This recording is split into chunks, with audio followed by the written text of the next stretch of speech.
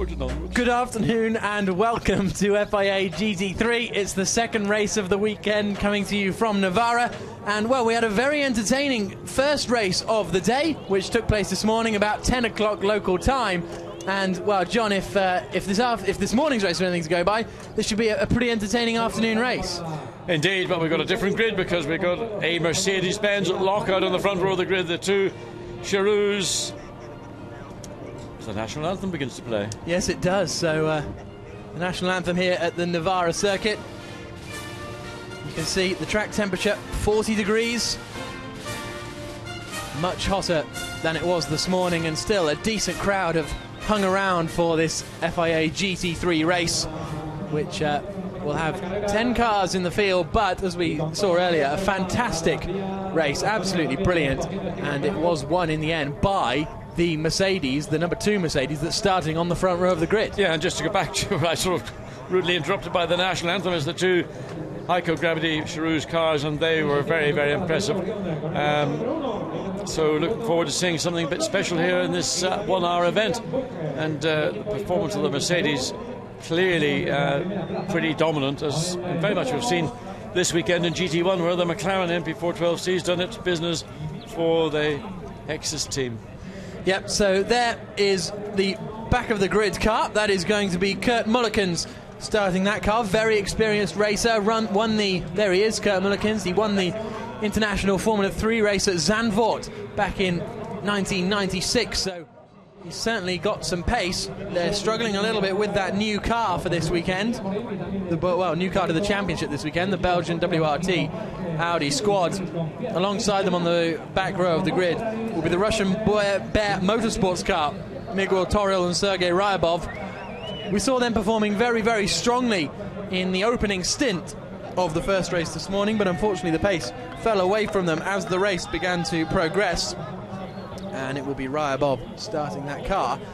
Then, interestingly, Stefano Guy, his teammate Michael Lyons put the car 4th on the grid, but Stefano Guy only able to put it on the 4th row in that AF Corsa Ferrari. There you can see the number 51 car. Michael Lyons will be taking over after Stefano Guy has had his little run out, and he'll be hoping that he can.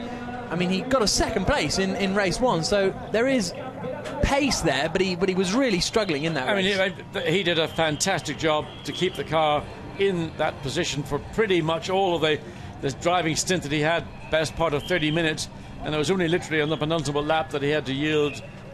So expect another fighting drive from that car 51, Stefano Guy and Michael Lyons. Yep. Ahead of them, well, alongside them on the 4th row of the grid is Gaetano Ardagna Perez and Giuseppe Ciro. It will be Giuseppe Ciro starting that car, and so AF Corsa, who currently lead the team standings, are all of a sudden finding themselves on the 4th row of the grid for this race, which isn't particularly how they would have wanted it to go. Let's find out from an AF Corsa driver exactly what they think they can achieve. Michael Lyons is down with Haley. Michael, you're 1 point off the lead of the Drivers' Championship. Can you take the lead after this race? Yeah, it's a big push. Obviously, that's the aim today. Starting alongside the championship leader, obviously we're teammates, so we'll have to keep it clean. But yeah, big push today. I think hopefully my pace can make the difference in the 2nd stint. We'll see how the start goes. Thank you.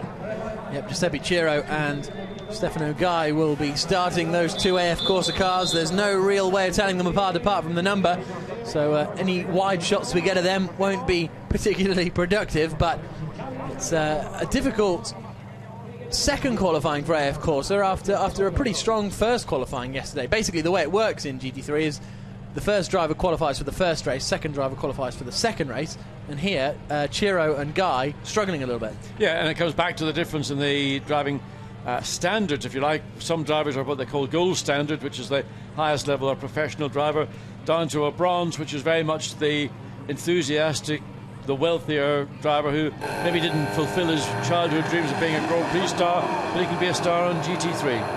He can indeed. So it's an all Mercedes lockout on the front row. You can see there is the number 16 Science Lock Racing Audi.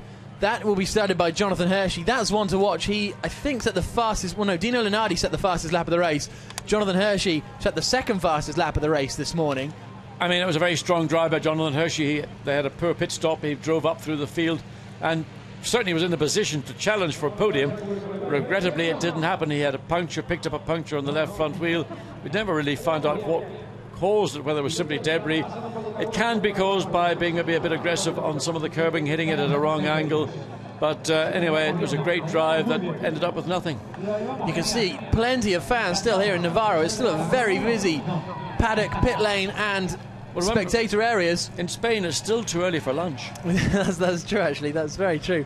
So there is the number 15 car, fourth on the grid, Dino Lunardi.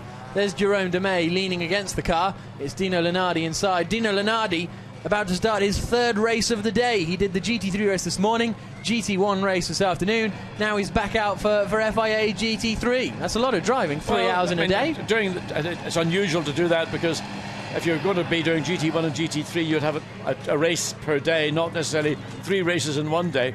So inevitably, he's earning his money, and I'm sure he's delighted with it. In these days of earning and difficulties and recession, take it when you can get it, mate. How many races have you done in a day before? Only one? Oh, you're joking. The only time I go racing in a day is probably down into Oxford.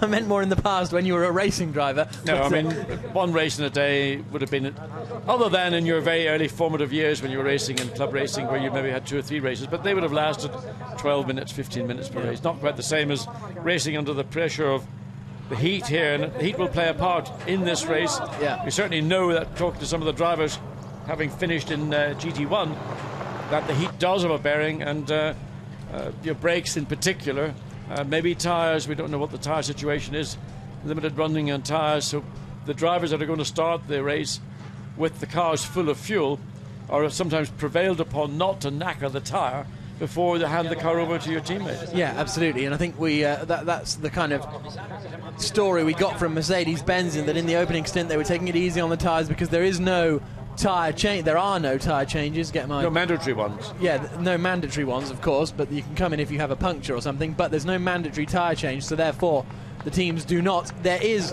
a minimum pit lane time of 65 seconds, and then you get increased or decreased, well, no decreases, but just increases if you perform strongly in the previous race. So that could be interesting with the likes of Mika Vähämäki, who will have a 15-second longer pit stop than others because he won the race earlier this morning. And in fairness, that's what really opened up the race here this morning, the earlier race at 10 o'clock this morning. That 15-second additional time standing in the pits, those 15 seconds are like 15 years. And you know that your competitors are just eating up the road, and you going down the pit lane knowing that they're coming down the main straight here. We're looking at the main straight right now. Yep. So it is a penalty that is one of the tougher penalties that you have to face for success. Yep, so there you can see the grid of cars ready to go. The race is due to get underway fairly shortly. The pit exit is now closed.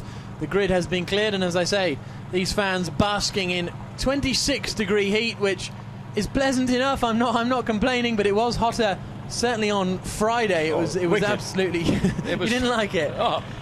Well, the trip from Bilbao, I don't like air conditioning in a car. I mean, I thought it was in a sauna for 2 hours when I got here, and you got to the racetrack, just the volume of tarmac and concrete that comprises a modern circuit. It's just like a magnet for the sun and for the heat.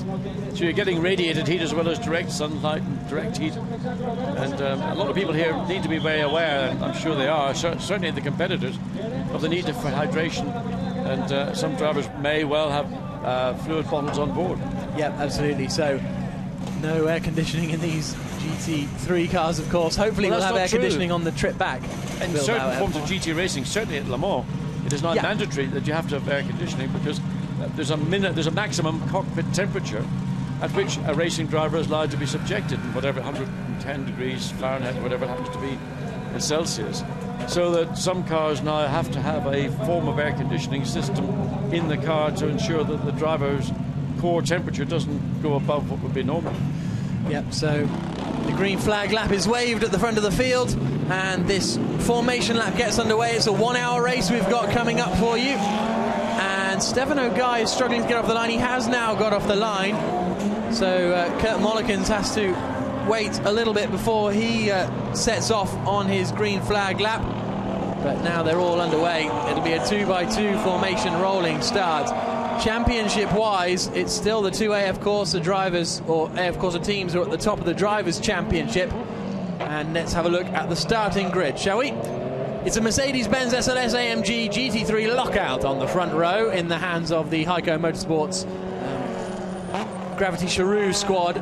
Prochik and Lunardi on the second row. Hershey and Campanico make up row 3 in the two Audis. The two Ferraris in 7th and 8th on the 4th row. Giuseppe Ciro and Stefano Guy starting those cars. Sergei Ryabov in 9th and Kurt Mollikins starting in 10th position with the little VW running around at the back just to make sure they're all there, and he'll follow them off the line. Yes, and they will follow them off the line for the first flying lap. It's interesting, actually, watching the start of the GT3 race this morning, just how much the gap between the GT3 cars and the VW is like a Polo Cup or something. You know, it's got a limited amount of horsepower. It's quite a light car, but just the difference in performance from an out-and-out race car as the VW is to an out-and-out race car as these GT3 cars are, and that's the difference with performance. Yeah, absolutely, certainly well illustrated. We've got 3 Mercedes SLSs up at the front because the leading car is also a Mercedes SLS. Our car. Exactly. We should get Nichols and Watson put on the little top of the doors, shouldn't we? That should be our next step.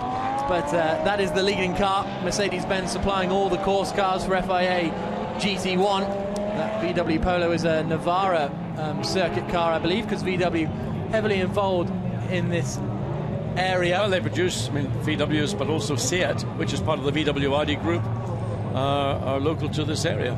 Yep, so there is the Kurt Mollikins car, who will start at the back of the field, and he will be hoping to put in some decent lap times. He did a 41.8, which was only 0.3 of a second off the Ferrari in front of him, so hopefully those two can have a nice battle as we come into the final right-hander on the set. Oh no, we're only at turn 13, aren't we? That little pit lane inroad always confuses me there, because that's not the actual pit lane inroad. It is a route to the pit lane, but there's a couple. The actual pit lane entry that we'll see the drivers using is just there on the right-hand side.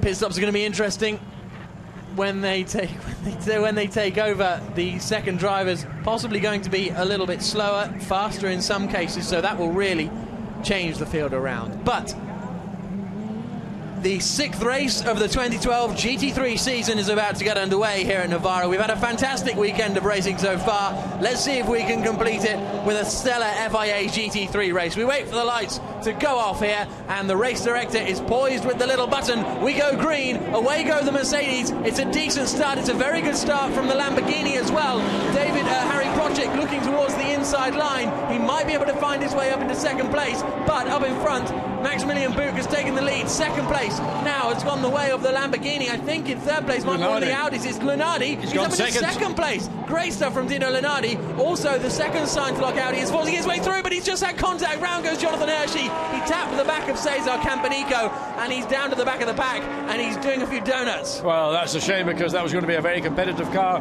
but a great start by Dino Lunardi on that second row of the grid, up into second place, forced his way past Harry Prochik into turn 3. Clean overtake, but to a forceful one, that's all it takes. Fastest lap of the race in the first race went the way of Dino Lunardi, who is now in second position. Stefano Guy getting a poor start as well. He's down behind the Russian Bear Motorsport car as they head down the back straight there for the first time. Race leader Maximilian Buch, second place. And is this a look from Max Nielsen up the inside of Harry Prochik? Almost a carbon copy repeat of the incident in the first race, except it was the sister number 1 car. Thank goodness he realised that he wasn't far enough along to make that move stick, so he backed out of it, and luckily, unlike Maximilian Buch had done in the first race, he didn't have to take to the grass to attempt an overtaking manoeuvre, which in effect no penalties, that's it, trying to get it right, no penalties were awarded to either driver. It was just a racing incident. No, racing incident, said the race director, so no further action for Maximilian Buch, who it was who made that little lunge. A little look at the inside from Cesar Campanico, not quite close enough to make the move there, but as they exit onto the start-finish straight at the end of the first lap, it's the race lead for the number 1 Heiko car. Maximilian Buch, Dino Lunardi in second, Harry Prochik in third, Maximilian Buch looking for him and Dominic Bauman's second race win of the season. They took the win in the second race in Nogaro thanks to some genius tyre swapping. And here, right at the back, is Jonathan Hershey. His pace will be interesting to watch. Yeah, well, I mean, he certainly got the potential to be a very quick car, but having that incident in turn 3 has spoiled his race so far. And the final 2 cars of Mullikins and Hershey are really dropping back 5 seconds effectively behind the race lead. To the right-hander, left-hander I should say, up at turn 6. There you can see it's a 1.2 second advantage for the Mercedes over the Audi. 3 brands in the top 3, and the top 3 covered by just a smidgen under 2 seconds. Down towards the hairpin they come again, and Stefano Guy is desperately trying to get past Sergei Ryabov. That could really harm his race if Guy is unable to get past. Here he comes, look towards the inside, send it late on the brakes. Not quite close enough yet, but it won't be long, I wouldn't have thought, before Stefano Guy gets past, because they've had some decent results this season, Stefano Guy and Michael Lyons, currently lying in second place in the championship. Oh, he's up the inside, and there he goes, yes, up into 13, 12 I think 12 it is. Turn 12, and he just really, he knew the position, he knew the speed to do it, and it was more a matter of when, not if, it was going to take place. So a little bit of relief for the Russian Bear Motorsport Ferrari that Stefano Guy has gone through, and look, already in the space of 2 corners has pulled out the best part of a second gap. So now Guy will need to close down on the cars in front of him, which is most notably his teammate Giuseppe Ciro.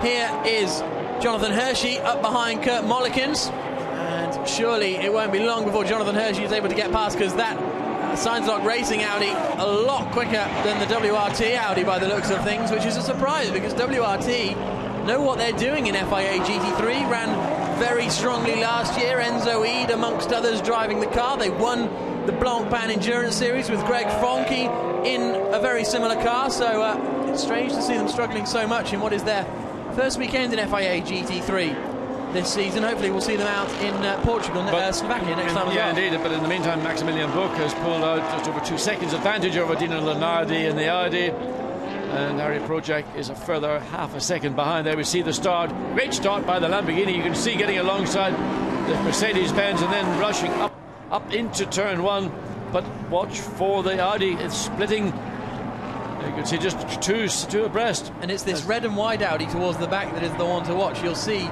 that Jonathan Hershey, that silver, and well, we've just switched actually to that overtake down there. So yeah, Jonathan Hershey spun it coming into turn 3. But Maximilian Buch up at the front, beginning to pull clear now.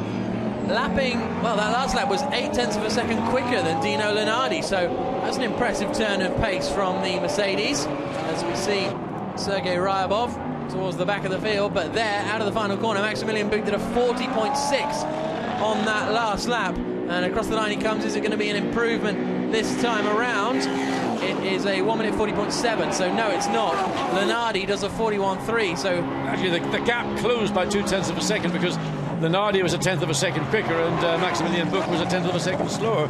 Yep. So actually the gap fractured. I mean, barely you can see it, but now Harry Projek putting a bit of pressure onto the back of the Audi. Dino Lenardi's focus is more really on what's going on behind him than the disappearing Mercedes up in front of him is. Yep, Harry Projek is going to go on the attack once more. We've seen the Leipa Lamborghinis involved in all sorts of battles throughout this season. I remember Gerhard Twareza in the opening race in Nogaro getting really stuck in. Lambo looking a little bit uncomfortable through the right-hander of turn 7, but he's kept it all together. How quickly can Mika Vähämäki start to put some pressure on as well? Because Vähämäki, of course, qualified second on the grid, only a 1/10 of a second behind his teammate who's leading this race. So Vähämäki should have some pace in that car. Indeed, but I think the issue that everybody will be thinking about right now is HEAT. Heat. Yeah, your track temperature, ambient temperature, tyre wear, brake usage, lack of cooling running close to other cars, and everybody's got to bear it in mind. And the more you get these cars bunching up together, the more the problem will exist further down the chain, which precludes you from then trying to do something because you haven't got the grip and you haven't got the brake capacity. And in some instances, you might find your water temperature going up also, and then in those instances, if the water temperature gets too high, it can lead to a loss of power. And so we'll have to see how things transpire this time around. Out onto the Start-finish straight they come again. 53 minutes of this race remaining, and the gap at the front is up to 3.2 seconds. Maximilian Buch continuing to edge clear at the front of the field. From behind, it's fairly close.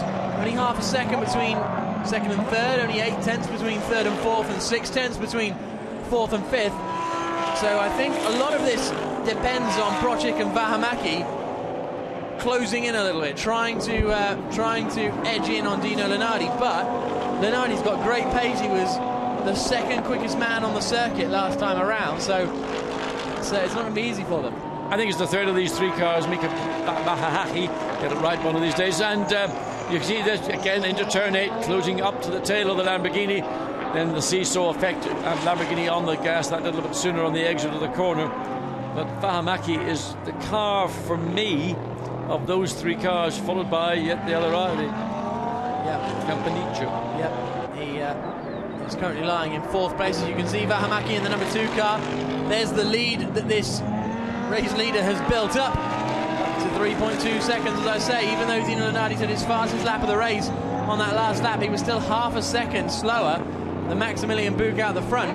They, of course, well, they're not going to have too much of a pit lane penalty, are they, actually, because it was their teammates. They finished down in 9th position, I think it was, in the opening race of the weekend this morning. So they're going to have a relatively short pit stop, and as a result, that could well aid them, because Harry Procik and certainly Mika Vähämäki are going to have longer pit stops. Dino Lenardi should be okay.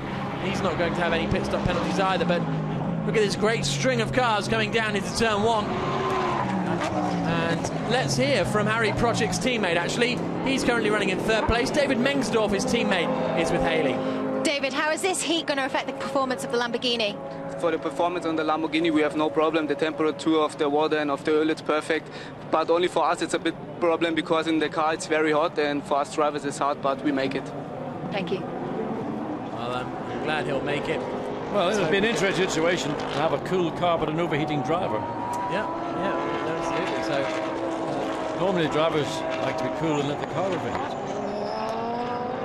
We'll have to see. So they say. So they say. Yeah, we'll have to see how this race transpires. We've still got 50 minutes of heat to go. So whether this is certainly the hottest part of the day. Yep, and the hottest race that they have done as well, and the hottest session they've done, because qualifying yesterday was qualifying yesterday was a similar time to this, wasn't it? About 3:15. So I think today's slightly more, call it sullen. The heat's just a little bit more intense than I remember it yesterday. So nonetheless, I mean, the track soaks up all the heat, and you get to about 5:30 or so in the afternoon, and then it'll start to cool down, by which time they'll be off track.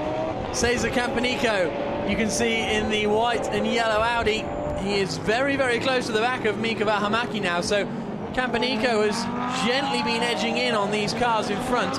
This particular tour, he gained, 4/10 of a second in that middle sector. So I wonder if there was a mistake from Mika Vähämäki, because on that last lap, the gap has come down to just 4/10 of a second between the pair of them. They've also got Giuseppe Ciro joining in at the end of that train. Stefano Guy not really having the pace. He's really struggling in that AF Corsa Ferrari this weekend, which is a surprise for the second place man in the championship. There is 16, Jonathan Hershey. He's now right on the back of Sergei Ryabov. So this is the battle over 8th position. 8/10 of a second per lap quicker Jonathan Hershey has been.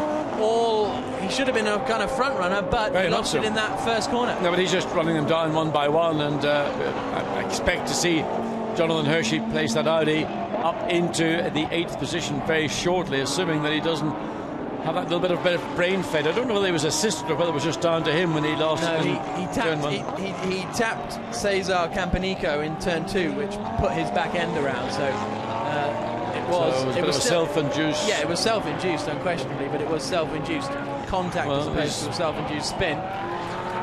It's not going to be long before he starts to make a move, though, on Sergei Ryabov. He's already having a little look, trying to judge the Russian Bear Motorsports pit lane speed, and that is Kurt Mullikens in the pit lane.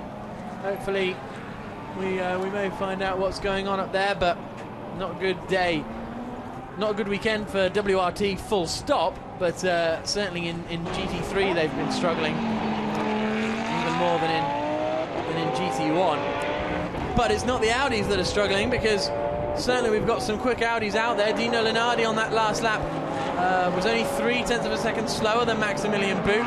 This Audi is lapping in the 1 minute 41.6s, so if this Audi were up at the front, it would be towards the second, third or fourth positions. And certainly, I mean, if he could get past the Ferrari, which he's now struggling to do, he's lost his momentum. He's now running at the pace and effect of that Ferrari in 8th place.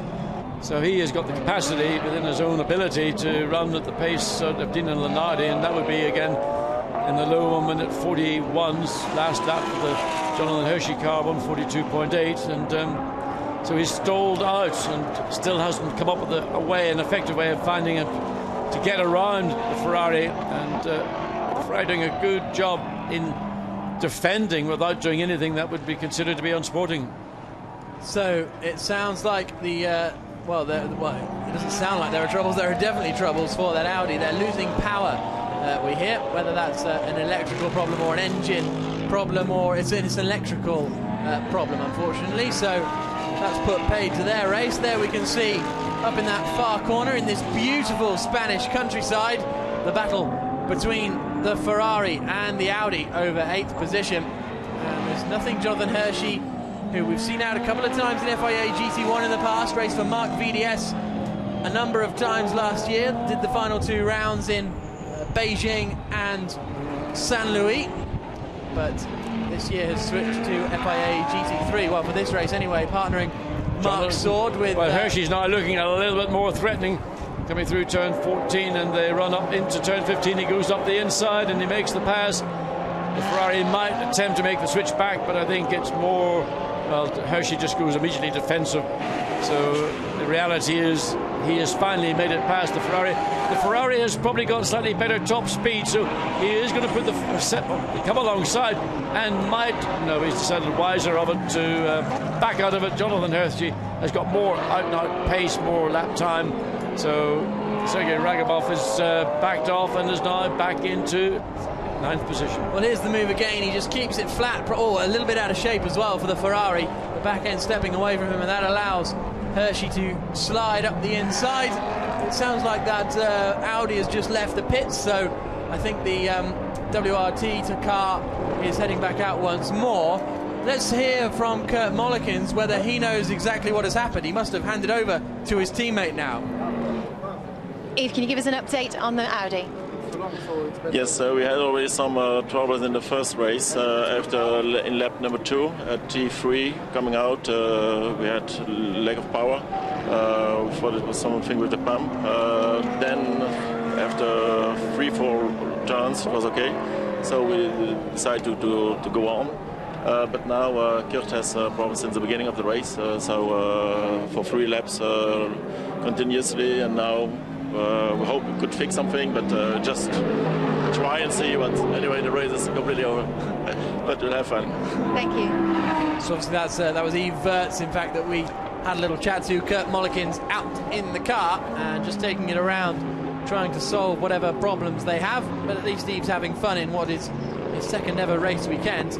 As our race leader Maximilian Buch continues to extend his lead. That last lap was a 1 minute 40.840. He's got the gap up to 5.2 seconds, but on that last lap, third place man Harry Project was quicker than second place man Dino Lenardi. The gap coming down by 1/10 of a second.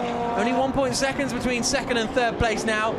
9/10 between third and fourth, and 7/10 between fourth and fifth. Here you can see the gaps. The Audi, the Lambo, the Mercedes, the Audi and the Ferrari all running at a similar pace, and it'll be when they come into the pits in only about 8 minutes time that things will start to develop a little bit. Yes, it will do. Harry Project has taken a 1/10 of a second out of the advantage of second place Dino Lenardi. The reality is Dino Lenardi is the professional driver, and Harry Project is the amateur, or the bronze stroke silver in that Lamborghini partnership. So the gap in reality stayed static. It's 1.5 seconds between the 2 cars. So as you say, it's going to probably come down to what happens when they come in and the point they choose to come in. There's a 10-minute window which is going to be opened in somewhat just 8 minutes or 7.5 minutes time. Yep, the 10-minute window means the cars will have to come in, change drivers. There's no mandatory tyre change, and so they probably won't, because it'll cost them time. Across the line comes our race leader once more to complete the 10th lap of the race. I think we got up to about 32, 33 laps in the race earlier on today, so we've still got a reasonable amount of time to go. And I'm predicting, John, that most of these drivers will stay out as long as possible, because I would argue that some of these are the quicker drivers of the pair, and so they'll stay out as long as is possible to maximise their time in the car. I mean, I think that's reasonable to assume, and the only one you might wonder is Stefano Guy and Michael Lyons, because I think Michael Lyons would be very put out to think that he was considered not. Oh, there's that. The Audi's definitely got a problem. It looks like it's even got more than an electrical problem. Was that? That's on the exit of turn 9 and just through the right-hand kink at 10. So it looks like he's lost all power and doesn't really know where to park it now. It's not an ideal place to park it either, and you want to remove that car to somewhere more safe. And, I don't know if they hard have to find where you would do it without putting out a vehicle to tow it away. Yeah, I'm not sure if there are. I couldn't see any snatch vehicles out that part of the circuit. I'm sure there are some, but they're just coming through now. There is the car. It's not a massively dangerous position, but it's certainly not ideal. They're going to give it a push. I'm not really sure where they're going to push it, because they're going to have to push it all the way around the outside of turn 9 into turn 10, and hopefully find somewhere that there's a gap in the barrier, or where they can push the car to safety. It's not ideal having marshals pushing a car when cars are still running, although there's a waved yellow flag there and they're required to slow down as a consequence. But 2 marshals aren't really going to get the job done. There is a gap in the barrier, but you've got gravel on the outside, so there's a snatch vehicle now coming to pull that car and get it removed to safety. Across the line comes Harry Prochik, running in 3rd position. What was that last lap time like? A 1 minute 41.7, so he lost half a second to Dino Lenardi in front of him. And the gap between Prochik and Vahamaki has extended as well. So I think this is really going to be vital once the pit stop stage has come. And Harry Prochik in that Lamborghini. Don't forget, he's going to hand over to David Mengstorff. Well, I suspect that Harry Prochik's going to come in at the earliest, because you'd imagine that David Mengstorff is the quicker of the 2 drivers in that Lamborghini. So get him in, do the driver change, let the quicker of the 2 drivers. I mean, it's not a great deal of difference between them, but one would assume that Mengstorff is the quicker of the 2. Let him get out and do his bit. In terms of the Mercedes-Benz, there's probably not a huge amount of difference between the 2 second drivers in this context this afternoon. No, indeed. But it is interesting to note that David Mengstorff was the quickest in qualifying of any of those drivers that will be taking over in the second stint, because he put it on pole position. So indeed, theoretically, the Lamborghini team have the quickest second driver to put in, as we see that vehicle being removed from turn 9. So, and of course, no need for a safety car. You're thinking about putting in a strong driver in the Lamborghini. When Dino Lenardi comes over and hands to Jerome Dumais, you're seeing something that probably isn't going to be the stronger partnership in the car for the second stint. Yes. So that's what Lamborghini have got to look forward to. They're currently in 3rd place behind Dino Lenardi's Audi. Coming up the straight there, you see the lead car with a 5.5 second advantage. The Audi comes through with a further 2 second advantage in the Lamborghini. I wonder, once the second drivers on this particular race get in, well, that will do to those 2 cars' relative positions. These questions will be answered in the next 4 minutes or so. Here comes Stefano Guy, about to be overtaken. Is he by Jonathan Hershey? Hershey looks to the outside on the run down into turn 1. He's not going to be close enough there. No, but Stefano Guy, if you think back to this morning, in the first of the GT1 events, did an amazing job defending, and again he's doing the same thing, just driving around the inside of the corner, forcing Jonathan Hershey to use all the remaining bits of racetrack. And I mean, it's a real frustration to see a racing driver do that, because it just spoils your momentum, and therefore your watch again just coming through turn 5 into turn 6. How close he hugs the inside of the corner all the way through.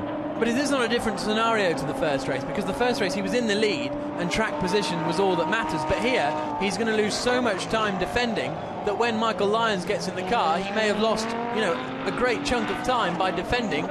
You know what? I don't think he's thinking very much about what Michael Lyons has got to deal with. No? He's very worried about losing position to a car that's a quicker car and a quicker driver, looking to go round the outside of turn 9, Well, an interesting thought, but not something that's possible, particularly when you've still got a wave yellow flag. Yeah, exactly. So Hershey hopefully spotting that yellow flag. We've seen Thomas Jaeger in GT1 penalised for ignoring yellow flags in the practice session. He was given a 5-place grid job, so Jonathan Hershey needs to be careful that he doesn't repeat a similar mistake. So they head towards the final corner. Race leaders coming across the line. It's 5.3 seconds. Dino Nenardi quicker than Maximilian Buch on that last lap, but I feel like Maximilian Buch is just kind of managing the gap now, doing 41.1s fairly comfortably. Here comes this battle over 7th place. Hershey tucked right up behind.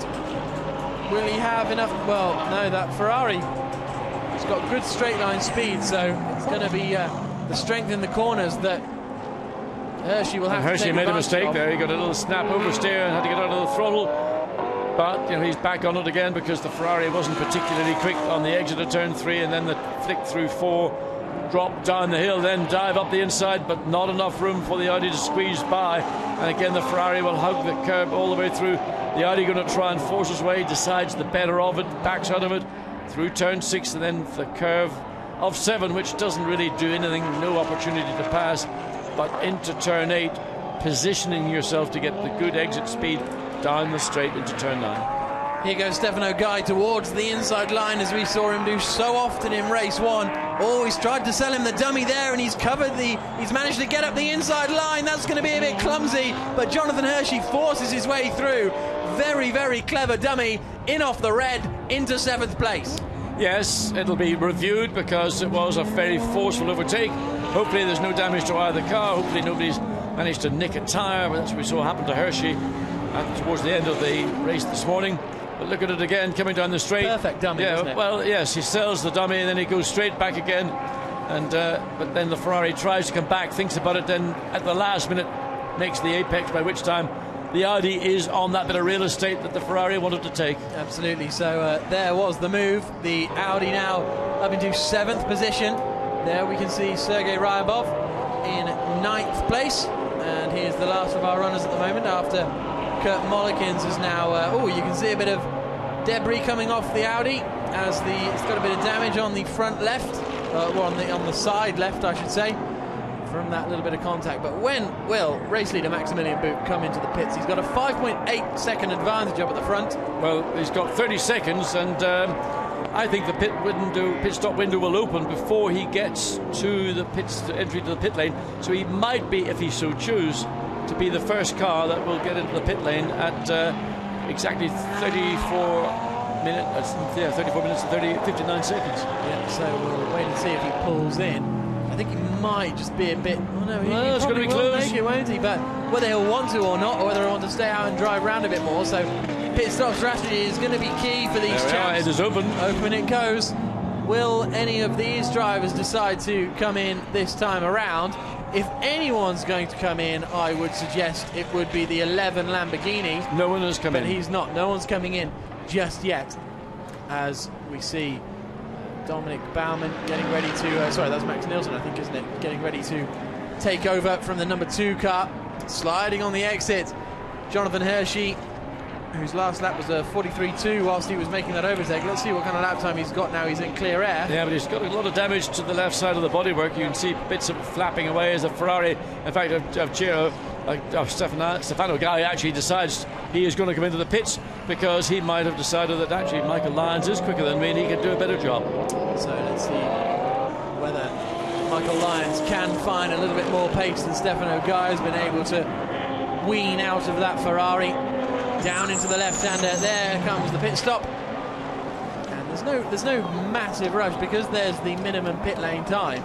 There's not quite as much of a rush in GT3 as we see in GT1. It's a fairly leisurely exercise. Yeah, but remember, Stefano Guy is a lot shorter than Michael Lyons, so Stefano Guy's got to remember when he comes into the pits to push the driver's seat back to enable the very tall and slender Michael Lyons to be able to get into the car. Then the belts are going to be adjusted. They've got to be...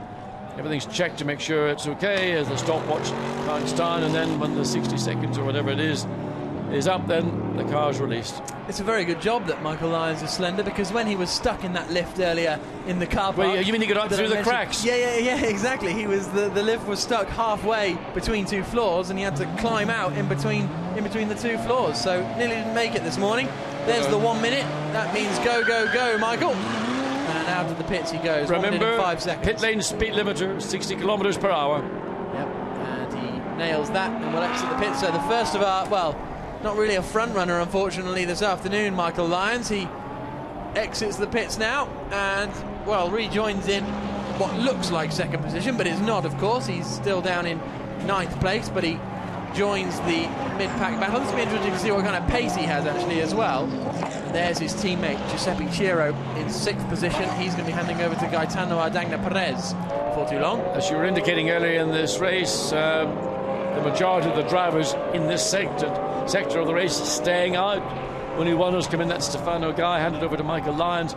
All the gold drivers, gold brand or braided drivers, they are the ones that are, as we see now, the second of the Ferraris coming in. This is Russian Bear Motorsport, isn't it? This is Miguel Torrell. So he did a good job in the race this morning. Oh, when he stalls it, well, he actually, you could see it was still in gear. He didn't manage to find neutral. So that'll have to be sorted out with no clutch on board these cars. It's all paddle shift gear changes. Yep, good job from Miguel Torrell. Qualified in 4th position, I think, in the race this morning, and then was running around that kind of area. And the only Spaniard in the Russian Bear Motorsport team gets strapped in and ready to head out at his home circuit. But Maximilian Buch is still out in the lead. When is he going to come in to hand over to Dominic Baumann? It doesn't look as though they're out in the pits ready for him yet. It doesn't look anyone is out in the pits ready for a driver just yet. Looking out of the commentary box window. Just looking, there's a battle for second place. The Ferrari that has just come out of the pit lane is not involved in this battle, but it is the Audi directly behind, and he will want to get past that Ferrari with Michael Lyons on board as early as possible, because Harry Project has been running down a little bit by little bit the battle for that second place. So the Audi behind the Ferrari driven by Michael Lyons, who is out on track, and will it pull away from the Audi? It certainly may do in the straight, not necessarily the case around the corner, but that's a frustration, because it's going to draw the Lamborghini to the back of the Audi, and Dino Lunardi will be cursing, no doubt, under his balaclava about the Ferrari just happening to come onto track where it was least wanted. Yeah, absolutely. This could play an important role, especially because Dino Lunardi will be handing over to Jerome Demey, the arguably slower driver of the pair. There's Jonathan Hershey, still out, cruising around, and he is in 7th position, doing 41.3, so same lap times as the Lambo. But he's 18 seconds behind Ciro in 6th place. Yeah, so it's going to be a tough ask, really, for Jonathan Hershey to do anything, because he's going to have to hand over to Marc Saud before too long. The French racing driver Marc Saud, who raced in Formula Renault back in the mid-70s, and he's 65 years old, I think Marc Saud is, and so he looks extremely well on it too. Yes, he does. Is the race leader going to come into the pits this time around? Nuh-uh, he stays out, and Maximilian Buch completes another lap. He increased the gap on that last lap. There's Mika Vähämäki, still coming under reasonable pressure. He's in the pits now. He's in. Also, the Lamborghini is in. Yes. David Mengsdorf is going to be taken over from Harry Procek before too long. There you can see Dominic Baumann getting ready. He's going to be taking over the race leading car before too long. He's still got maybe 2 or 3 minutes to wait. As into the pits then comes the Lamborghini.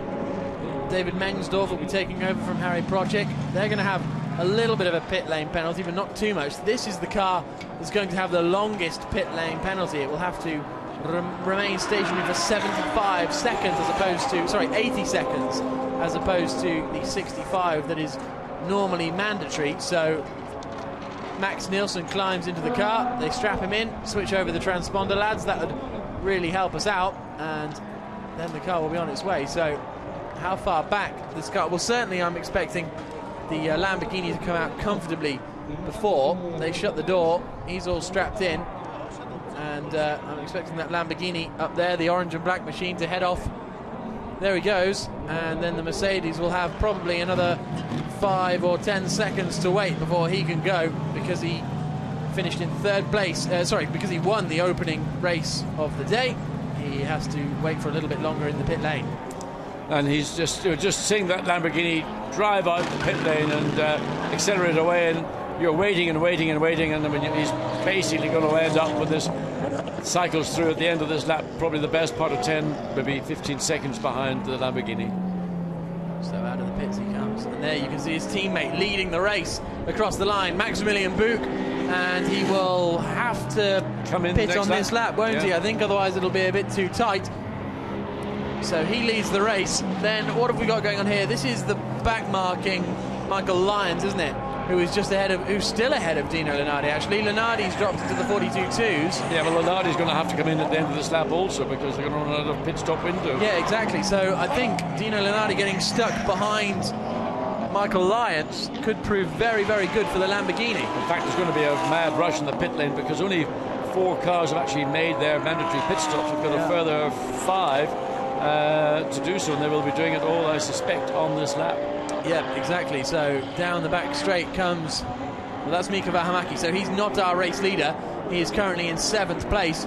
It's the car behind that is our race leader. That one, Maximilian Buch, will be coming into the pits at the end of this lap. It's been a very, very strong opening stint for Maximilian Buch. Set the fastest lap of the race on lap 2, or 1 minute 40.678, and since then has just managed the gap. I think it doesn't really feel like he's been pushing too hard, because he knows they've got no pit lane penalty to incur. But it also, in fairness, he's still pushing. He's within 0.3 of a second of his fastest lap, which was on lap 2, which was his effectively first flying lap. And that's when the tyre was at its freshest, at its coolest. And he's still doing a very strong job into the pit lane now, and hand over to Dominic Baumann, and that car will hopefully sail serenely out of the pit lane, well in the lead when everything cycles through. Mark Sword getting ready to take over as well, and you can see Niamarim down there preparing to get into the car. So the top 5 are all going to pit on this lap, and that could be very interesting for, these are the cars that... Well, Dino Lenardi hasn't come in, and that he's got a minute before the pit lane shuts, so he's going to miss it. Yeah, Dino Lenardi... He's gone past on the... He will miss the pit lane. It will be closed by the time he finishes this lap. Well, that is a... that must be... he must be tired from having to do 3 races. Well, he might be tired, but he will be retired, I suspect, because he will have missed the pit stop window, and therefore technically... well, that's pretty important, actually, because he's second in the race, isn't he? So that effectively means, I mean, I don't know exactly what the decision from the stewards will be if you miss the pit stop window, but into the pits you can see Jonathan Hershey come in. He's going to hand over to Mark Sword. You can guarantee there will be a penalty. Yeah. There is the number 1 car, Maximilian Buch, heading... Well, sorry, Dominic Baumann has taken over. So they were in the lead of the race. They're going to maintain the lead of the race. Out of the pit lane they come. And they're going to be comfortably clear. So is this going to be Niamarim up into 2nd position? You can see the cars coming out of the pit lane. Yeah, so Niamarim is now in 2nd place. 3rd is Gaetano Ardagna Perez. And 4th is going to be the Lamborghini. So I thought that would work out quite nicely for the Lamborghini, although of course, because they finished 3rd in the first race, they would have had a 5-second penalty.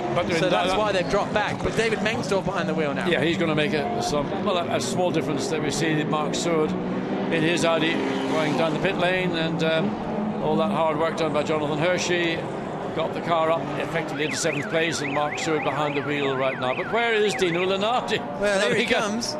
Jerome Demey is waiting. Well, the pit window is shut. Shut that door.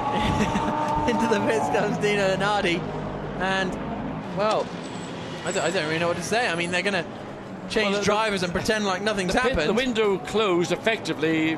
I mean, by the time he got to it, it must have been very, very close. I mean, he might have sneaked in, but I somehow would be surprised. I think he would have probably made the pit lane into the entry a bit too late. Yeah, well, definitely. He's only been in the pits for maybe 10, 20 seconds. Yeah, well, it's where he enters the pit lane, which is quite a long way. That's true. Before you get into the pit lane itself. True. So it's going to be a tight call, and maybe something we'll get information about it further.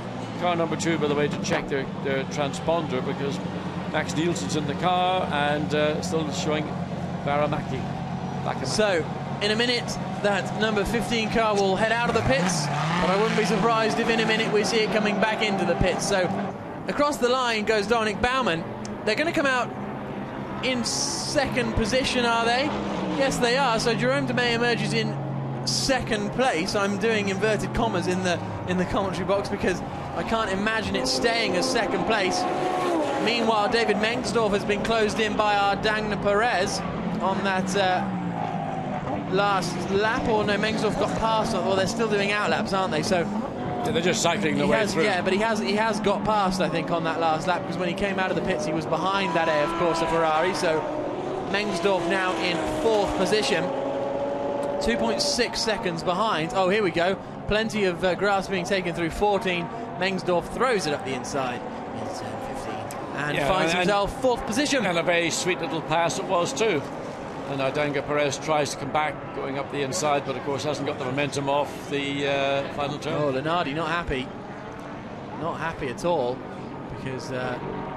Well, we know why. It's a miscalculation. Yeah, or a miscommunication. Well, it's a miscalculation and a miscommunication. Certainly the driver doesn't have arbitrary control over what's going on in terms of laps to go, and particularly when you're running down to a very fine point when you're going to make your way into the pit lane, and obviously the team miscalculated, and Lenardi, other than if Lenardi missed the information on the pit wall, that's one thing. I suspect it wasn't given. Let's see what he's got to say for himself, shall we? Let's listen. Dino, what was the reason for you missing the pit stop window? I don't know, because we are connected with my engineer by radio, and okay, before the start we have some problem of the radio, but during all the stint it was okay, and never I had the message to come in the box or to the driving change, so I don't know what happened, maybe a default with the connection, I don't know. You must be feeling it after 3 races today. Sorry, there? You must be feeling it after 3 races today. Very tired. Very. Thank you. Yeah. I think he's just going to go home to bed, isn't he? Well, it's just the thing. You can see that he looks dehydrated, and the stress, particularly, and the huge disappointment, because he doesn't believe that he has made any errors. He says that fundamentally the communication between the car and the driver, as we watch this little battle going on. Yeah, Mengsdorf is already closed in on Nii Amorim. Yeah. But I mean, just back to Dino Lenardi, I mean, he's just gutted, and whatever happened.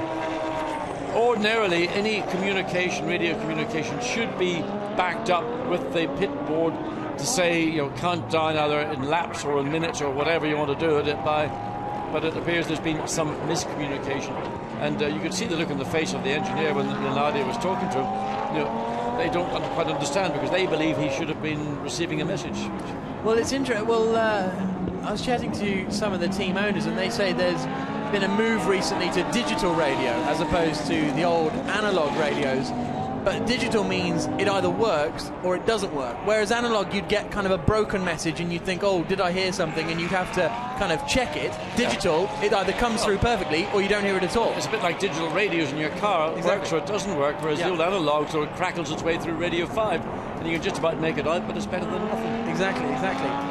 So David Mengsdorf exits the final corner right up behind Nii Amorim. It's not going to be long before he tries to make a move and take what will be second position, I think, ultimately, because we haven't had any confirmation of a penalty for Jerome Demey, but surely there will be one. Up the inside comes David Mengsdorf, down into turn 1. Bish bash bosh, job done up the inside, and he now moves into what I think will be a net second position when the 15 car is surely penalised. Straightforward. Yeah, I mean, that was just quicker off turn 15, and again, David Mengsdorf, you have to think, is the more competitive of the two drivers, and let's have a look and see what's going on. A replay? Is that a replay? No, this is now Mengsdorf. This is out of turn 6 through turn 7, so Mengsdorf running down the Audi pretty quickly indeed, with Jerome Demey in the car. Yeah, he's going to be in a definite second position before too long. At the moment, it's provisional, depending on what happens to Jerome Demey and Dino Lenardi for missing the pit stop window. But it won't be long, I don't think, before David Mengsdorf. He's going to get past, literally, maybe into turn 15, as we saw him do with the Ferrari just a lap or two ago. And that is the car that, for no clear reason, just missed the pit stop window. I can understand missing a bus. How do you miss a pit stop window? I don't know. No, it's unfortunate. I'm surprised they don't have any, you know, timer countdowns in the car or that kind of thing. I mean, we've got a big clock over the start-finish straight here at the Circuit Navarra, if he wanted to check the time on there, but nevertheless, what's done is done, and now David Mengsdorf is about to overtake Dino Lunardi's teammate Jerome Demey. Will he do it in exactly the same fashion that he dispensed with the other Audi on the previous lap? Not close enough this time. No, he's not close enough this time. But it won't be very long. He's looking up the inside, thinking, can I be brave and maybe take a punt down the inside into turn 2, but principally to get it all done in turn 3. And Jerome Demey's doing a good job. Hello, girls. We enjoyed you on the grid today. They're waiting for you, Watty. I know they are. Look at that. There's some dipstick sticks his head into the shot. So here's David Mengsdorf right up behind Mark Sword. Through the left-hander at 5, up into the even side to the left-hander at 6, the corner that we've seen catching out a lot of drivers this weekend, but no such troubles for David Mengsdorf or Mark Sword that time around. Under braking for 8, and the run down the back straight, a little bit too much curve there for but Mengsdorf. Also Demey not as quick into the corner, but gets good drive off the corner, and that's what's going to frustrate David Mengsdorf, because as hard as Mengsdorf is pushing, the pace of the race is now being dictated by Jerome Demey, and he's doing fundamentally the right thing to consolidate his position in second place. Yeah, you can see how quickly David Mengsdorf closed in on those previous few laps. Mengsdorf is not quite as quick as Dominic Baumann, who continues to lead this race in the Heiko Gravity Charouz Mercedes SLS. But this is a nice little battle we got brewing over second position. And who else is out there having some fun? What's Michael Lyons' lap times like? 42.2. 42.2, so not really enough. Par for the course for the cars around them, but I mean, 17 seconds. Yeah, they're a long way down. I mean, they've got 17 seconds to get up the second of the two Mercedes of Max Nielsen in second place. Here comes Mengsdorf up the inside, and he moves up into second position, getting past Jerome Demey. It's a 15. It's a stop-and-go penalty. 36-second stop-and-go penalty. That's a long stop-and-go penalty, isn't it? And I wonder who came up with that concept. Where does that? Well, I must check the regulations to see where it's not. It might be 35 or 37. But so it will be a stop-and-go penalty for car 15. We thought a penalty would come, and it has come. So that's going to rob them of second place and drop them well down. Yeah, I mean, it's effectively taken the car out of contention, because 36 seconds, if it was leading, would bring him back in 7th place. The gap, the lead car is 34 seconds ahead of 6th place car, so it's all over. That's all over. Great shame, because good job by Dino Lunardi in his stint, drove strongly, got the car into position, and just a fundamental misunderstanding between the pit lane and the driver. And the penalty is, it's not just the 36 second standing, it's the time entering and leaving the pit on top of which, and look, you can see, look at Dino Lunardi. He's absolutely thinking, well, you know, hope the check still comes through. It's not been a great day for him. He's done 3 races, but they haven't really panned out as he would have wanted after a difficult opening race. Demey into the pit lane, so the stop-go penalty. Yep, being served out at the earliest opportunity, which is the right way to do it fundamentally. Make sure you don't speed in the pit lane, Jerome. And then he comes up through the right-hander of the pit lane entry, and Dino Lunardi is going to wave, is he? Or I think the stop-go section is right down at the far end of the pit lane. I hope there's somebody down there for him with there'll be a little man with the board, I think. Yeah, with the board, but also something. There he is. Well, they can't really give him any fluids just to keep him stop. Yeah, and sit there and sit there and sit there. Yeah, so he's revving down here. I can hear him. It's literally just below our commentary box. He's revving to try and let them go quicker, but it's not going to happen. There's a man down there with the stopwatch, and he will tell him when Jerome Demey can rejoin the race. It's a pretty rare event to see somebody miss the pit stop window. I don't recall it in any of my seasons involved in GT1 and GT3 of a driver or a team miscalculating and missing that 10-minute opening. So a bit of history being made here I've seen it close. I think we saw a few. Do you think that's temper or frustration or both? Possibly. I think we've seen a few close ones where teams have cut it a bit fine. Yeah, but never a fundamental. Close doesn't get it done. You've got to not make it, and you can make it into the pit lane by a second to go, and you're still legal. But the second over, you're illegal. And in the case of this car, it was more than a second. Dominic Baumann across the line. He completes his 27th lap of the race, and he has a commanding lead at the front of this field. It's been a fantastic performance from him and Maximilian Buch, and really, barring any catastrophe, he is going to take the win with only 12 minutes to go. Second place, David Mengsdorf. He is 21.1 seconds behind, lapping at a similar pace though. And then behind him we've got Nii Amorim in third, Gaetano Ardagna Perez in fourth, so that could be interesting championship wise. I would predict, not doing the maths in full, but I think this might move Baumann and Buch to the top of the championship standings, with Ardagna Perez and Giuseppe Ciro in second. So Ardagna Perez and Ciro currently in fourth. Nilsson and Vähämäki down in fifth position. Michael Lyons has got up into sixth place now, past Miguel Toril, and he comes across the line now. And then we've got Mark Sword in eighth, and Jerome De May is now in ninth position. Well, this is the battle for the last podium position, and the Ferrari within 1.2 seconds. We've got, what, 12 minutes of the race remaining. It's certainly attainable. Whether it's going to be achievable, we have to see. Ardagna Perez seemingly very keen on short-cutting some of the corners. We've seen him kicking up a lot of the dust on the inside of corners, and Amorim in the Audi doing a very strong job defending. It's quicker on that last lap by, what, 0.3 of a second. So it's seesawing between a gap of between a second and 1.2 seconds. Yeah, so, well, we saw Tony Verlander taking a lot of grass on the inside of the corners in his AF course of Ferrari in FIA GT1, and obviously Ardagna Perez has had a little look at that and think, oh, that's what the cool kids do.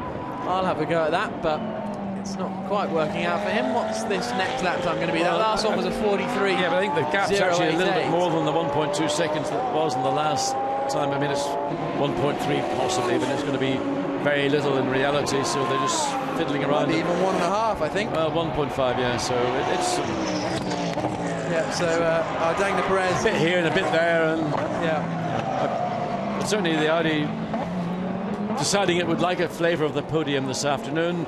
Yep. And picking up the pace enough just to keep it out of arm's reach of Ardagna Perez and the Ferrari 458. And it would be good to see Nii Amorim and Cesar Campanico on the podium, two silver drivers who have been involved in a lot of battles this year but haven't quite been able to pull out the kind of pace that they would have wanted out of the car, so a podium would be very pleasing for them, I have no doubt. The Portuguese team, the Team Nova driver squad, who are running their one Audi R8 LMS, and there you can see Maximilian Buch watching on and looking pretty pleased, because with 10 minutes to go it doesn't look like anyone is going to be able to stop this leading car of Dominic Baumann. No, and he's running consistently quicker than everybody by half a second a lap, extending the lead. 21.7 seconds last time across the line, and it'll probably be 22 seconds in reality by the time second place Lamborghini comes across the line. 141.7 that last lap. Lamborghini's last lap was a 42.1. So you know, it's just really Baumann and Buch have got this race totally sewn up, and all they're doing now is in the zone, in a lovely rhythm. Everything is so easy, it's relaxed behind the wheel, no pressure, no stress, don't need to overtake other cars to lap other cars. So there we go, 21.7 seconds. In fact, identical lap times for the first and second place cars. Good lap from David Mengsdorf on that last lap. It may well have been his fastest lap of the race. No, it doesn't go green, but still a pretty competitive lap time. Max Nilsson does a quick lap time too in fifth place, but he's lapping half a second quicker than Ardagna Perez in front, but is 10 seconds behind. So he needs 20 laps, doesn't he, to close that down? Which, I mean, which we don't have. It ain't going to happen. I mean, the principal battle is going to be between fourth and third place, with the Audi and the Ferrari, Nii Amorim and My head's gone on that one. Yeah, well, there's the Ferrari and the Audi. I mean, they're 1.4 seconds. And the Audi seems to me to have it all well covered. Nia Amaram has got it pretty well covered. Yep, the gap has extended to, well, 1.4 on that last lap. Ardagna Perez marginally quicker, but I don't think he has the kind of pace that there's not enough. That he needs. Not enough, even with 8.5 minutes of the race remaining. Yeah. It's going to take a back marker or something that's unpredictable, unexpected, to have an influence on that final podium position. Yeah, definitely. So across the line comes our race leader with 8 minutes to go. Dominic Baumann, very impressive performance from him, and it really is a very, very... I don't think we've seen such a commanding performance this year, really, from anyone. I mean, there have been big winning margins, but they've mainly been down to tyre choices, being on the right tyre at the right time. We've never seen such a domination. We had the first 2 rounds at some point or other were dominated by the weather factor, starting wet or rain interfering, particularly in Zolder. And here we've had perfect weather conditions for all 2 days of racing, and although there may have been thunderstorms late evening, the actual events themselves have taken part in absolutely perfect conditions. So there is the car that won the race earlier on today, Max Nielsen. He is going to be continuing to run in 5th place and isn't quite close enough to Ardagna Perez at all. He's starting to lap 1.5 seconds quicker now, but even so, that's still not enough, I would suggest. Miguel Toril lapped quicker than Michael Lyons on that last lap in 6th and 7th places, does his personal best. Yeah, well, Michael Lyons, there you see him coming out of turn 3, and this car, either with Stefano Guy or Michael Lyons, has not really come alive in this afternoon's GT3 event, and whether it's simply just down to lack of grip or other factors, we know that Michael Lyons pointed out to me on the way out that this is a tough circuit on brakes, and some drivers have complained that they were running shorter brakes and therefore they've had to compromise and lift off very early and be gentle on the brake pedal. Yeah, so the race leader comes across the line once more with 6.5 minutes remaining into the flat-out right-hander at 1, downshifting and braking for 2. Little squirt of power maybe just before you get to 3, just to settle the car down, but no dramas at all for Dominic Baumann in this race. His teammate Maximilian Buch set the fastest lap of the race way back on lap 2, some 54 minutes ago. There's our 2nd place car, David Mengsdorf. Harry Project started the car, and when he handed over to David Mengsdorf, it wasn't a perfect pit stop strategy. I was expecting them to come out higher than they did. They came out in 5th place, but credit to David Mengsdorf, he sliced through the field, getting past Jerome Demey, Niamarim, Gaetano Ardagna Perez, and climbing up into 2nd place, which was a very good performance from him. He's going to hold on to that 2nd place fairly comfortably, because Niamarim, who you can just see coming into short now, is going to be in that 3rd position in the last step of the podium, I would suggest. There's still 5.5 minutes to go, so if Ardagna Perez can begin to find a little bit more pace, he may be able to close it, but they're running at similar lap I think if the pace was there, he'd have used it. I think they're both at the pace that they're at, and there's not an awful lot unless Niamarim, as I say, finds himself in trouble with 5 minutes of the race remaining. The gap was 1.5 seconds when they came across the line. The last time the gap looks to be very similar as they come through turn 9 into turn 10. And it's nice to see Niamarim and Campachese in that car on the podium, assuming that that's the outcome we will get. 4 minutes and 45 seconds to go. Yep, so into the right-hander they come at turn 13. And out onto the start-finish straight comes our 2nd place man, David Mengsdorf. Across the line he comes. He did a 41.2 on that last lap, which is another very good lap. He's really getting into the rhythm. Another 41.6 that time, so really getting the hammer down, and you can see how quickly he's managed to pull away from Niamarim in 3rd. On that last lap the gap came extended up to 1.9. yeah, so I mean they've decided we are where we are, and outside influences accepted, then it's going to be Ferrari off the podium. Yes, it is. But Ardagna Perez and Giuseppe Ciro, I think, are still, well, they're still going to be in the mix for the championship. They may lose the lead to Dominic Baumann and Maximilian Buch, but I think they're still going to be in a pretty strong championship position overall. And, before we move on to the next round, which is at the Algarve, GT1 goes Slovakia ring. Oh, you're in GT3. Yeah, I think okay. GT1 only goes to Slovakia ring. Yeah. GT3 went there last year, of course, where we saw some of that stunning footage of the cars jumping over the crest. Team principals saying that actually there's not really a problem, because as soon as the car gets airborne, the front end, you lose any rear end downforce, and the heaviness of the GT car just plummets it back down again. There's no kind of danger of the Le Mans. No, I know. Well, the only concern a driver has is suddenly when he sees nothing but blue sky, it's always a moment you draw breath. But anyway, an exciting prospect to go there. But Portimao, what a wonderful racetrack. It's brilliant, isn't it? See GT3, GT cars racing. I mean, I think it is one of the great racetracks of Europe right now. Yep, and that's where this GT3 European Championship will be heading next. It's down into turn 5 and 6 comes our race leader. 2.5 minutes to go, so this is going to be the anti-penultimate lap as he comes into the left-hander at 6. He's got a 21.1 second advantage. David Mengsdorf has shown some decent pace, but it was Maximilian Buch who bolted when the lights went green and hasn't been touched since at all. And in fact, the battle now for that final podium position has been effectively axed, because Dingo Perez has dropped back from 1.3 to 1.5 seconds now to 2.3. So it is going to be a Mercedes-Benz, a Lamborghini and an Audi on the podium for the second GT3 event of the weekend. It certainly looks that way. So into turn 12 comes Dominic Baumann. There is the second place car, that Rhinos Lippert Lamborghini.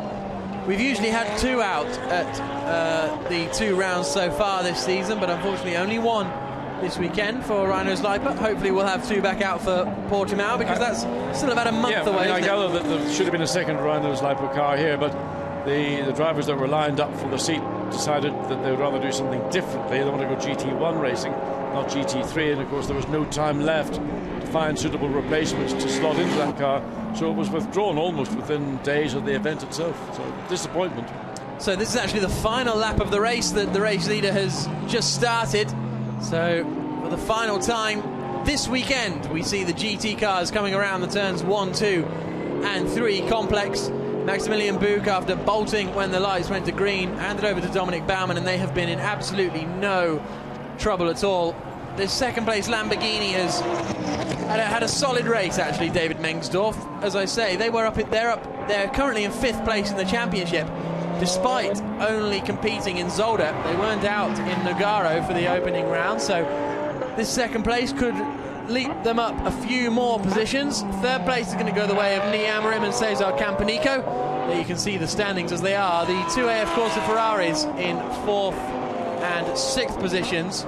Miguel Toril is still closing in on Michael Lyons. He's not going to quite have enough time to close in the gap in the battle over 6th place, but nevertheless, it's still been a pretty good drive from Miguel Toril. He's impressed us this weekend. Indeed. As he gets to grips with the Ferrari 458. Yeah, and particularly the Russian Bear Motorsport team needing a bit of experience and guidance to get that car, which is fundamentally a very competitive car, as are the AF Corsa cars, but to get all the Ferrari teams up to the same level is really in Ferrari's interests.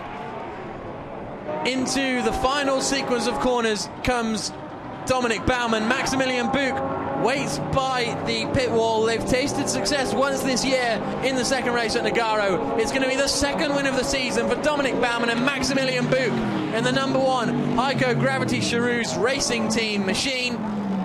And then we sit back and wait for second place. Such was the commanding performance. There is the number 11 car of David Mengsdorf out onto the start-finish straight. Checker flag is out, checker flag falls, and David Mengsdorf and Harry Proschek take second position for the Rhinos Lippert Motorsport Lamborghini. 3rd place is going to go the way of Nii Amorim and Cesar Campanico. Absolutely delighted with that one, aren't they? Yeah, and I think a worthy 3rd place as well. Yeah, definitely. So Baumann and Buch taking the win. 2 silver-ranked drivers. Mengsdorf and Harry Proschek, both silver drivers as well as Amorim and Campanico. So a strong performance from those guys. And then we're going to have across the line Michael Lyons and Stefano Guy. And then behind them, the number 4 car of Miguel Torrell and Sergei Ryabov. And here's Mark Sword and Jonathan Hershey. I think Mark Sword is the winning bronze driver. If I am correct, we will see him up on the podium. And as the third driver, as the 7th driver up on the podium. And now Dino Leonardi and Jerome Demey, a case of what could have been. Well, disappointment indeed, and miscalculation by the team, or a lack of communication due to maybe a technical fault on the radios. So that car have to take a drive-through penalty, 36 seconds stationary, plus time lost entering and leaving the pit lane. That was a potential, in fact, nothing potential about it. That was a podium car, and all because of that little miscalculation, whichever. It ends up finishing the last car on the road. So Dominic Baumann and Maximilian Buch win the second race of the weekend, the final race of the weekend here at the Navarra circuit. And, well, it's the third visit of the FIA GT1 and GT3 championships here, and it's becoming very much a fixture on the calendar, which is great, because this is my first trip here, and I think it's great. It's a brilliant little circuit. It's a beautiful part of Spain, and it's friendly. And we've had really four great events here over a day and a bit, and I think everybody who's come out to watch the motor racing here in Navarra will go home satisfied, and they'll crack a few bottles of Navarra wine, or if they live a bit further south, a few bottles of the old Rioja. And a bit of kid on the barbecue doesn't get a lot better than that. No, it doesn't indeed. There is, waiting in the pit lane, Maximilian Buch, waiting for his teammate to come down victorious. And here are the Mercedes, the Lamborghini and the Audi. Dominic Baumann pulling the Mercedes into the number 1 slot. Mengsdorf in second. Third place going the way of Nii Amorim. So let's see the reaction from the race-winning driver Dominic Baumann. I'm expecting them to be a little more elated than their Scandinavian counterparts who won the opening race. And the Austrian Dominic Baumann and the German Maximilian Buch very, very satisfied with how this race has turned out. Well, that's about as good as you'll get, or as close as you'll get to calling it a copybook day's work. Yeah, absolutely. Almost faultless. Well, pretty much faultless in this second race. Yeah, absolutely. Yeah, totally faultless in this second race. After a few errors in race 1, including that little collision down there with I mean, I'm surprised that there was no action taken, because I thought Maximilian Buch was extremely forceful. And he did cause what looked, from the angle we were watching it, and of course the stewards got many other camera angles to examine, but they decided there was no action to be taken, so therefore no penalty to that winning, well, what has turned out to be the winning car in the second GT3 event. So there's the main pit area here at Navarra. Let's hear, just underneath that big red tower, Haley Coxon is standing, waiting to talk to the winners, Baumann and Buch. Dominic, congratulations. You are proving that you are absolutely competitive in all conditions. Yeah, for sure. I have to thank you to my teammate. Maxi did a really great job. Thank you to the team. Thank you to everyone. The car was perfect. I think it was the bad luck what we had in the first race. We had now the luck in the second race. It was perfect. Congratulations. How are you feeling about the next race now? You've taken these podium finishes all weekend. I feel very confident for the next races. I think we can manage to be on the top again, to improve that we can fight for the championship. I think now everything is still in our direction, and now the race win is a bit, yeah, let us forget the first race, and I'm happy. Thanks, Max. Well, of course, he's going to think about the next round in Portimao, because they're going to get a penalty in addition, well, when they make their mandatory stops. The success penalty is a time penalty, so it'll be a lot more difficult in Portimao than it's been here. Let's hear from Nii Amorim and Cesar Campanico, our third place finishers. Congratulations, Nii. How were the conditions for you out there today?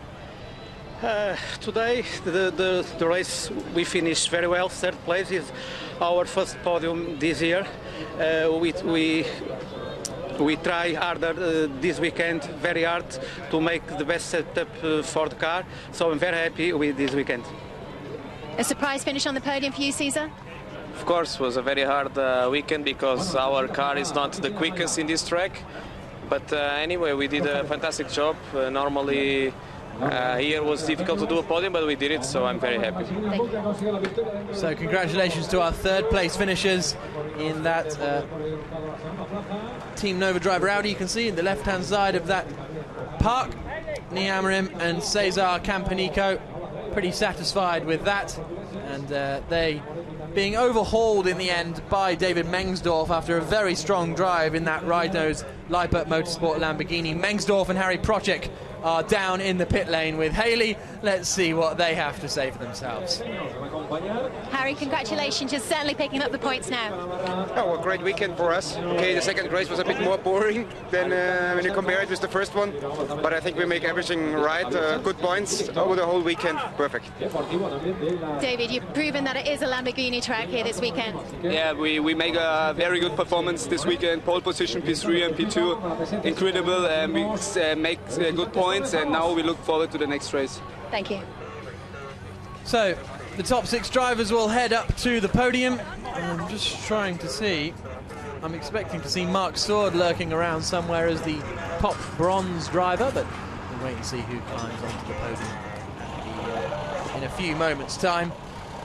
Let's have a look at the results. It was the win for the Mercedes-Benz SLS AMG of Heiko Gravity.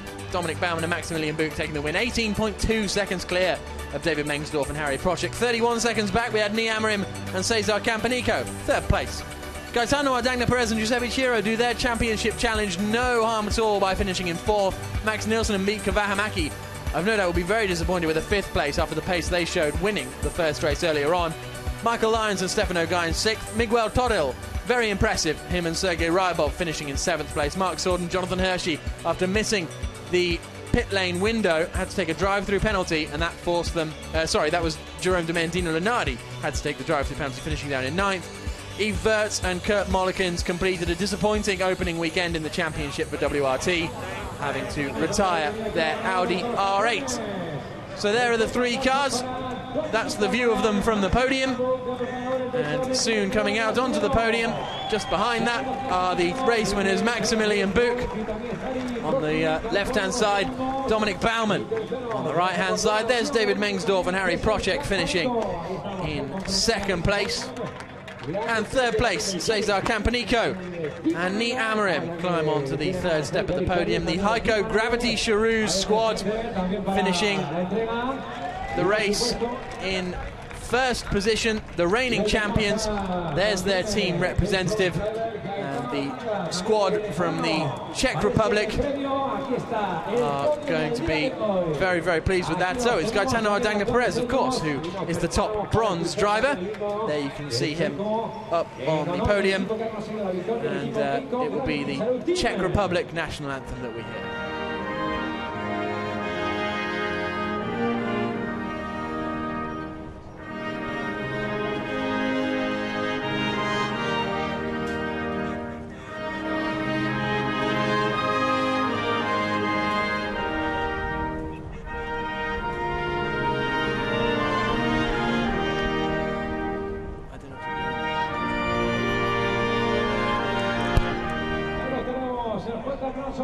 So congratulations to them, top step of the podium, and they will receive their trophies. And once again, David Mengsdorf and Harry Procek, the only car to make it twice on the podium this weekend. They finished on the podium in every single FIA GT3 race they've done this season.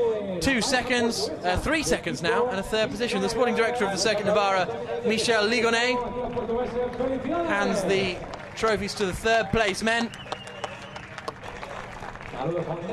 Shakes the hands of the rest of them as well. 2nd place trophies will be handed to Harry Procek and David Mengsdorf. They're getting quite a collection of 2nd place trophies.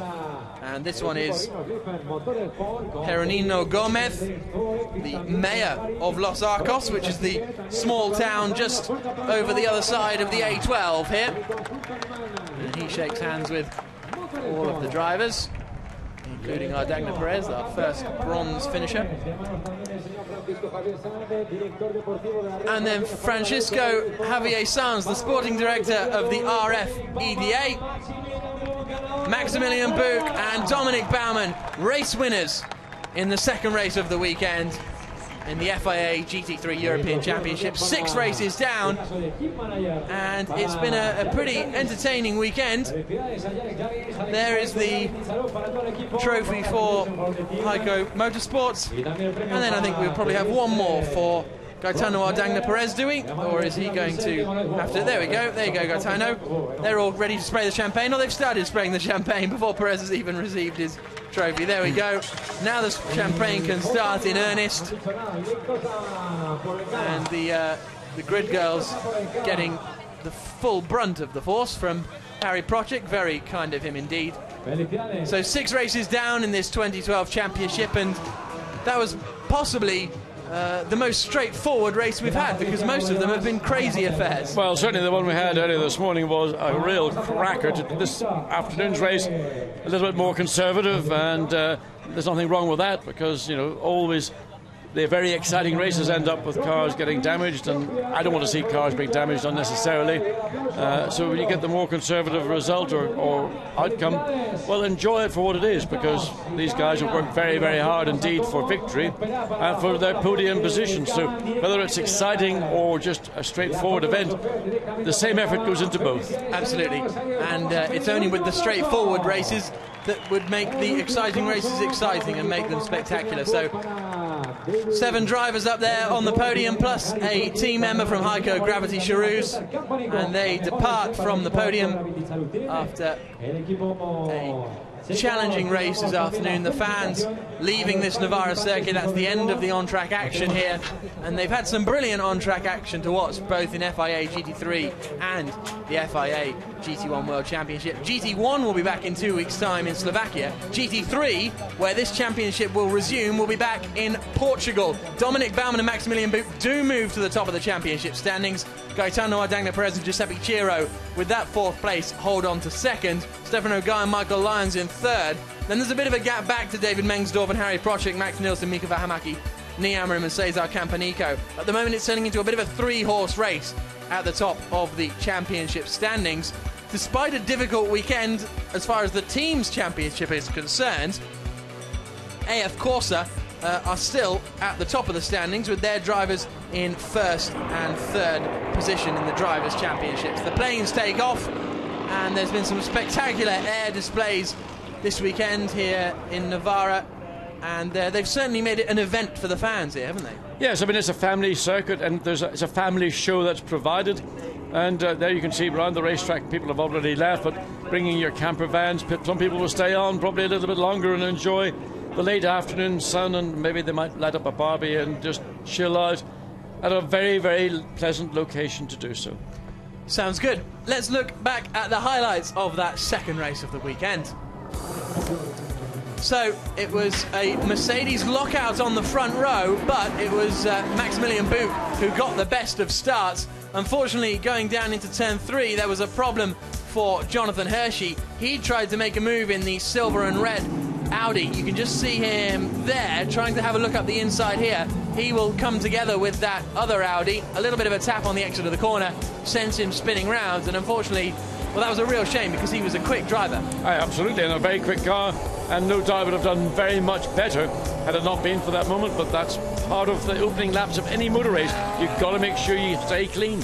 He had to carve through the field. Unfortunately, Yves Wirtz and Kurt Mollikins had to retire their car. Forceful move from Jonathan Hershey, selling the dummy to Stefano Guy and forcing his way up the inside down into turn 8. Pit stops came next, and Stefano Guy handed over to Michael Lyons. The big news was Dino Lunardi missing the pit lane window, which meant that he had to then subsequently take a drive-through penalty, stop-go penalty, in fact, which cost them a lot of time. There you could see the Audi drivers, the Science Lock Racing team, waiting for Dino Lunardi, who never came. Good moves from David Mengsdorf, sticking up the inside into the final corner, and it was a good drive from Mengsdorf. I mean, a good drive from both the drivers in the Lamborghini. They raced very, very hard, and the Mengsdorf doing a good job. He doesn't get past Nii Amram up into turn 1. And there we get a glimpse of the grid girls, and this is the battle that went on. Dino Lenardi had somehow or other made the mistake of not stopping in the 10-minute pit stop window, but once back on track, it was really little that they could do, and the penalty just knocked them out of all contention. But Dominic Baumann and Maximilian Buch took the win and the championship lead. We'll see you in Algarve in July.